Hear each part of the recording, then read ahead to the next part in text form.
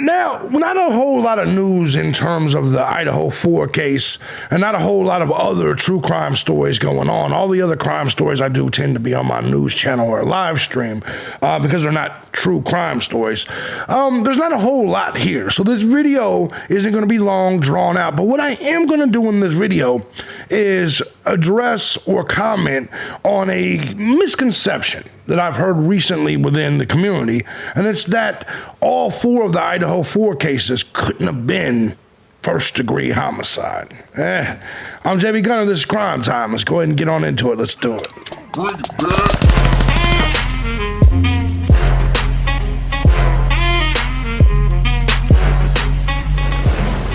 What's going on, everybody? As you guys know, I'm thejbgunner, and this is Crime Time. Now, before we get started with this video, I want to say first and foremost, thank you to everybody that supports the channel or any of my other channels on any of my other platforms, regardless of the method, whether it's Cash App, Patreon, Venmo, PayPal. Truth is, guys, I couldn't do this each and every day as often as I do if it wasn't for you, the Gun Squad. Big shout out to you guys. I love you so much. And if you too find my content valuable, feel free to hit the links down below. Show some love. Join the Gun Squad today. I am 100% crowdfunded, unlike a lot of these people. You guys are what makes me know that this is valuable. With that being said, while you're down there, you can check out some other content. I got a political channel. If you can handle politics without being a bitch about it, you may want to check out that channel. I also got a gaming channel, live stream channel. I live stream each and every day. You guys can check that out as well. Now look, it's not too often that I watch other true crimers YouTube videos, right? Like, you guys know there's a couple that I pay attention to, despite me and his animosity amongst each other. You guys know I pay attention to people like Harsh Reality. I've recently paid more attention to JLR, but not a lot. A lot of these people post long, drawn-out videos, and I simply don't have time for it, right? Yesterday, I was watching a video, and it caught my attention. It may have been even this morning. I think it was last night. And there's this assumption that with the Idaho 4 case, we're not going to talk about Bryan Kohberger or anybody here today because we don't know who did it. We're just going to talk about the killings themselves. There is this belief or this assumption that whoever went into that house had a specific target, one victim, and only that one victim should be the event that gets Bryan Kohberger charged with a first-degree homicide. Now, that's a weird assumption, is to assume there was just one specific target when we're talking about a party house. We're talking about a house that consistently has multiple people in and out the door. Many people have seen these type of houses in their life. Let's call it what it is. It's a frat house in some ways. Even though it's a private home, it's still housed by multiple college students. So this belief system that there's one target, I'm going to walk into a frat house type environment and go after one person, for one, that assumption in itself is kind of ridiculous, when you think about it, right? But let me ask you a question. Particularly the content creators and people that believe that this can't be for individual first-degree murders. If I come in your house to kill you, and in the meantime, I kill your wife and children, how would you feel about them knocking my charges down for them to second-degree murder or manslaughter? And that's the way you kind of got to look at these things, especially from a law enforcement perspective. You have to really ask yourself, if I come in your house to rob and kill you, and I kill also your wife and child because they happen to be there, how goofy would you think if it was like, yeah, but you didn't, let's just give him second degree. Let's give him to where he only has to serve 10 years for murdering my child. You see what I'm saying? From a law enforcement and a civilian perspective, you don't want that to be the case. If I come in there into your home to rob you and then I end up killing you, do you really only want me to do like 10 years or something on a second degree murder? We're going to get to this. Let's go ahead and look at this. First of all, for you guys that don't know what I'm talking about, there are specific content creators that yesterday inferred, they made the suggestion that Brian Kohlberger, when his charges were read to him, right, the charges basically meant he targeted everybody because they all said first degree. I do want to say that it is possible to have one specific target and still be charged with 4 first-degree murders. And we will elaborate more on this because I understand the position. I understand. So this Harsh Reality posted a video, and it was like, oh my God, he targeted all of them. And his position is that because all of them, because he was charged with first-degree murder for all of them, that means that they all were targeted. My example is, if I come and target you to rob you and kill you, and the other people in the house are collateral damage, do you believe that's just second-degree murder? I'm going to ask the audience that. You tell me what you think. Now I'm going to look at some things, because we're going to talk about the word premeditated, right? When we look at the word premeditated, the definition is, it says, of an action, especially a crime, thought out or planned beforehand. Now, I'm going to ask you a question. When the killer went into the Idaho 4 house, had they more than likely planned to murder someone? If that answer is yes, if this person, whoever the killer is, stepped into the King Road residence with the intention to murder, then that means it's premeditated. Regardless of how many people got murdered or didn't murder, you have to ask yourself, did he, the murderer, intend to murder when he walked into the house? And if the answer is yes, that means all the murders are premeditated because he went into the house with the intentions to murder. Now, let's go ahead and continue, okay? Because one of the things that you'll see, and we'll look at all the first degrees, second degrees, and so that's what you need to understand. Did this person commit a crime that was thought out or planned beforehand? Now, a lot of places, they will refer to this as malice murder. Malice murder is malice aforethought, is the premeditation or predetermination required as an element of some crimes in some jurisdictions and a unique element for first degree or aggravated murder in a few. Insofar as the term is still in use, is a technical meaning that has changed subsequently over time. In fact, let me go here. That's changed subsequently over time. Is a direct translation from French law. We all understand this. But let's go here, okay? I've looked up premeditated. I've looked up the different things. Let's look here. What is the definition of premeditated murder? The term that is used to describe a murder that was planned in advance and was carried out willfully is what the definition is. Hiring someone, an example would be, hiring someone to carry out the killing was enough evidence for a jury to conclude the defendant was guilty of premeditated murder. Now, here's what I want you to understand. In this scenario with the hiring of a killer, right? Technically, if you want to be technical about it, that person didn't kill the person, but they still get charged with first-degree murder, the premeditated planning. So this is an example of how it don't have to be technically, it don't have to be quite as technical as people like Harsh made it sound, right? For instance, you know what, let's just go here. I don't want to jumble shit up. Let's look at Idaho. Let's take a look at some of the statutes. Let's take a look here. Let's look at homicide. Degrees of murder. All murder which is perpetuated by means of poison or lying in wait. Remember that terminology, lying in wait.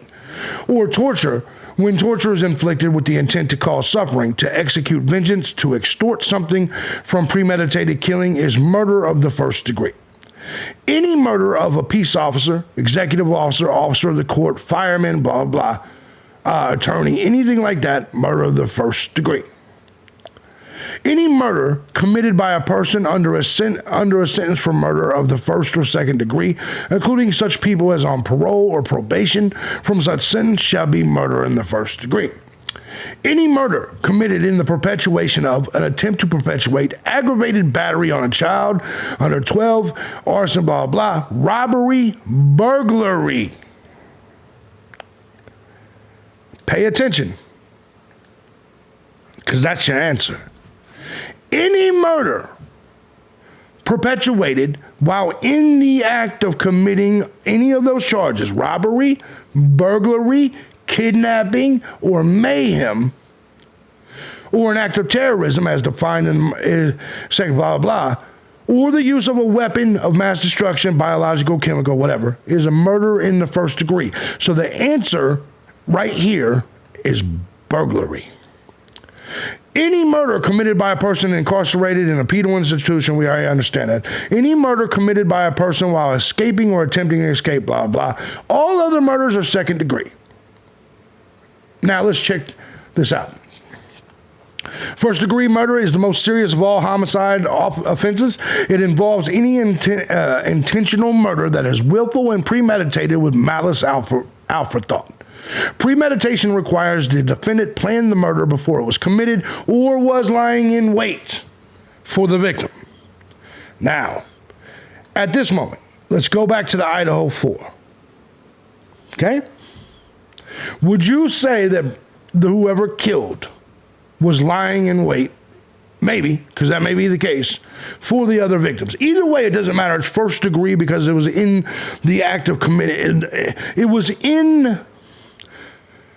the murders happened while committing burglary. Do you see what I'm saying? He was in a house that he was not supposed to be in to commit a crime. Those crimes that he committed were murder. So automatically, all 4 of the murders are first degree murder. That's based on Idaho law. Okay? But anyway, for example, a wife who buys poison and puts in her husband's coffee is premeditated, as does a man who waits behind a fence to attack neighbor. So my question is, in many states, felony murder is all. So when it comes to the rest of the victims, let's just forget the whole burglary thing. I've already been proven right there. When it comes to the rest of the murders, in some aspect, don't you think that lying in wait kind of applies? Maybe not. I mean, it's just a question. While most states separate murder into first and second degree, some states classify murder differently. For instance, in New York, first degree murder requires that the murder involves special circumstances, such as the murder of a police officer. Similarly, the Model Penal Code does not classify murder by degree. So there are clearly different requirements in different states. Although the exact state laws defining first-degree murder vary by state, most state penal codes require that the prosecutor establish willfulness, deliberation, and premeditation in order to convict the defendant of first-degree murder. Clearly, he went into the house. Clearly, he went into the house with the intentions to murder. Willfulness requires that the defendant acted with the intent to kill another person, which he did. Thus, the death cannot have been accidental. However, the prosecutor does not have to show that the defendant intended to kill that particular victim. If the defendant shoots into a crowd with the intent to kill his friend, but hits and kills a bystander instead, these facts can still support a charge of first-degree murder. Deliberation and premeditation mean that the prosecutor must show the defendant developed the conscious intent to kill before committing the act of murder, which I think we all understand that the person that went into the house, once again, intended to kill. Aggravating factors. The defendant has already committed one or multiple murders in the past. Let's say that the person intended on killing, let's say, Kaylee. First murder done. Done. Every murder past that, he had already committed a murder. The victim was a blah, blah, blah. The killing occurred in conjunction with another violent crime like rape. This is what can get you sentencing and things like this for a first degree. Second degree murders. Let's see here. Let's see. What is the second degree murder? These are California things. Intent to cause only serious bodily harm. Extreme indifference to human life, felony murder. There's all kinds of different things here. One of the defining aspects of second-degree manslaughter or murder is that there isn't any sort of plan or premeditation on behalf of the killer. Even if they intend to kill someone at the moment of the crime, it may simply occur in the heat of the moment and isn't something that they planned out in advance. I think that the charges that's being made here, when it comes to particularly Brian Kohlberg or anybody else, is that he did plan it, clearly. Whoever did it, planned it. I think that's obvious. Because if you're looking at it and you're thinking to yourself, let's say we go with what the police are accusing him of, and you're saying that he stalked the place, he drove around. You see what I'm saying? He peeped out the residence for quite some time. That shows premeditated. So, premeditation. So when you're looking at this, only from a legal perspective. So for the people that's saying that if that he had to have targeted every one of them, for every one of them's charges to be premeditated, that's not necessarily true. He could have targeted Kaylee, and in the act of committing that crime, as well as burglary, everybody else got killed too. It still makes it premeditated and first-degree murder. That's my point. And I'm sorry this was long-winded. I don't know. I just wanted to comment on this. I saw it yesterday, and I just wanted to elaborate because some people ain't from this country. Some people, it just kind of is what it is. A lot of times when you commit something while committing another crime, it's an aggravating circle. It pushes it up. For instance, in a robbery, if you're intending to commit a robbery, and then in the midst of that, you didn't intend on killing him, but you kill him anyway, you'll get charged with first-degree murder because they connect it to, it's an aggravating circumstance. They connect it to your other crime of robbery. And I'm not joking. If you commit a robbery and kill the person, whether you meant to or not, they'll charge you with first-degree murder. Do you see what I'm saying? So, to all the foreigners, to any of that shit, hopefully that explains it. I'm not a legal man, but hopefully I gave you the best explanation I could. So, that's the reality. It doesn't mean he targeted all of them. That's the legal reality. Maybe I'm right, maybe I'm wrong. You guys tell me in the comment section. I'm pretty sure I nailed it, though. Pretty sure I nailed it. There's no other real news. From what I understand, he goes to court on the 26th. And obviously, if I get another subject, I'll make a video tomorrow. Love you guys. I'm going to get up out of here. If you like my content, find it valuable, feel free to hit the links down below. Support the channel. I'll see you in a little bit. Peace.